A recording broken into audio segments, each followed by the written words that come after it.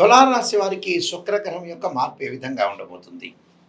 ఇక్కడ రాస్యాధిపతి అలానే అష్టమాధిపతి అయిన శుక్రుడు సప్తమ స్థానంలో ఉంటాడు. సప్తమ స్థానంలో ఉంటే ఎలాంటి ఫలితాలు రాబోతున్నాయి? సప్తమ స్థానంలో ఉంటే వివాహాది శుభ కార్యక్రమాల్లో కొన్ని ఆటంకాలు జరగటం, దగ్గరకు వచ్చినట్టు వచ్చి సంబంధాలు వెనక్కి వెళ్ళిపోవటం, బంధుమిత్రులతో విరోధ భావాలు కలగటం ఒకటి, భార్యాభర్తల మధ్యలో విభేదాలు వచ్చే అవకాశాలు ఎక్కువ ఉంటాయి. అంటే ఏదో చిన్న చిన్న విషయానికి చిలికి చిలికి గాలివాన కావటం, ఇరుగు పొరుగు వారితో స్నేహ సంబంధాలు చెడిపోవటం, విదేశాలకి వెళ్ళలేకుండా కొంత పోస్ట్ పోన్ జరిగే అవకాశాలు ఎక్కువ ఉంటాయి.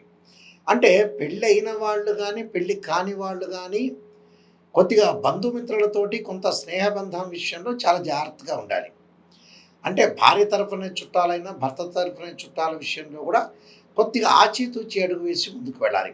అంటే ఎలాంటి ప్రాబ్లమ్స్ లేకుండా ప్రతి విషయాన్ని కూడా చాలా జాగ్రత్తగా అనుసరించి ముందుకెళ్ళటం చాలా ఇంపార్టెంట్ ఇక్కడ. అంటే శుక్రగ్రహం యొక్క మార్పు అనేది ఏదైతే సప్తమ స్థానంలో ఉన్నాడో వివాహాది శుభ కార్యక్రమాలు ఆటంకాలు కలగటం, ప్రేమించిన యువతీ యువకులు ఎవరైతే ఉంటారో ఆటంకాలు కలిగి గొడవలు జరిగే అవకాశాలు ఎక్కువ ఉంటాయి. అలానే పెళ్లి చూపులకు వెళ్ళిన వాళ్ళు కూడా 1-2 సంబంధాలు తప్పిపోయి మూడవ సంబంధం అనేది కలిసే అవకాశాలు ఎక్కువ ఉంటాయి. అలానే విదేశాల్లో పెట్టుబడులు పెట్టిన వాళ్ళకు కూడా నష్టపరిచే అవకాశాలు ఎక్కువ ఉంటాయి. విద్యార్థులు కూడా అధిక శ్రద్ధతోటి ఓపికతోటి శ్రమతో చదవటం వల్ల కూడా వీళ్ళకి మంచి జరిగే అవకాశాలు ఎక్కువ ఉంటాయి. అంటే ప్రతి విషయాన్ని కూడా కొంత ఆలోచన చేసి ఆచితూచి అడుగు వేసి ప్రతి విషయంలో కూడా కొంత జాగ్రత్తగా ఉండి ముందుకు వెళ్ళాలి. ఆలోచన సరళిలో మార్పులు ఉండాలి. ప్రతి విషయాన్ని కూడా కొంత ఆకలింపు చేసుకొని ముందుకు వెళ్ళాలి. లైఫ్ను ఎలా లీడ్ చేయాలి, ఎలా ఎన్హాన్స్ చేసుకోవాలనే ఆలోచనలు చేసి ముందుకెళ్ళాలి.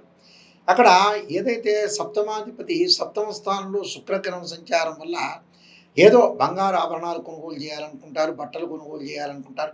ప్రతి పనిలో కూడా కొంత ఆలస్యమయ్యి వాయిదాలు పడే అవకాశాలు ఎక్కువ ఉంటాయి. అంటే ఆ వాయిదా పడకుండా చూసుకోవటం కూడా ఇంపార్టెంట్. ప్రతి దానిలో కూడా కొంత వాయిదా పడటంలో కూడా కొన్ని ఇబ్బందులకరమైన వాతావరణం రాకుండా చూసుకోవాలి. దీనివల్ల కొన్ని మార్పులు జరుగుతుంటాయి. అంటే గృహయోగం కొనాలనుకుంటారు, కొనలేకపోతారు. అలా ఆర్థిక పరంగా లాభాలు కావాలనుకుంటారు, లాభపడలేకపోతారు. ఉద్యోగంలో కూడా కొన్ని సమస్యలు వచ్చే అవకాశాలు ఎక్కువ ఉంటాయి. అలాంటి సమస్యలు రాకుండా మీరు కొంత జాగ్రత్తగా ఉండి కొన్ని పరిహారాలు చేసుకుని ముందుకు వెళ్ళటం అనేది చాలా మంచిది. తప్పకుండా దత్తాత్రేయ స్వామి యొక్క కవచాన్ని దత్తపాలనని చదువుకోవాలి. అలానే సూర్యుడిని శుక్రుడిని ఆరాధన చేయటం వల్ల కూడా వీళ్ళకి మంచి జరిగే అవకాశాలు ఎక్కువ ఉంటాయి. ఆదిత్యాయ అంటే ఆదిత్యుణ్ణి మీరు ఏదైతే సూర్యభగవాన్ ఆరాధన చేయాలి. ఆదిత్యాయ సోమాయ మంగళాయ చ బుధాయ చ గురు శుక్ర శనిభ్యచ్చ రాహవే కేతువే నమః అనే మంత్రాన్ని చదువుకొని నవగ్రహాల యొక్క ప్రదర్శన చేయటం వల్ల కూడా వీళ్ళకి మంచి సుఫలితాలు జరిగే అవకాశాలు ఖచ్చితంగా ఉంటాయి.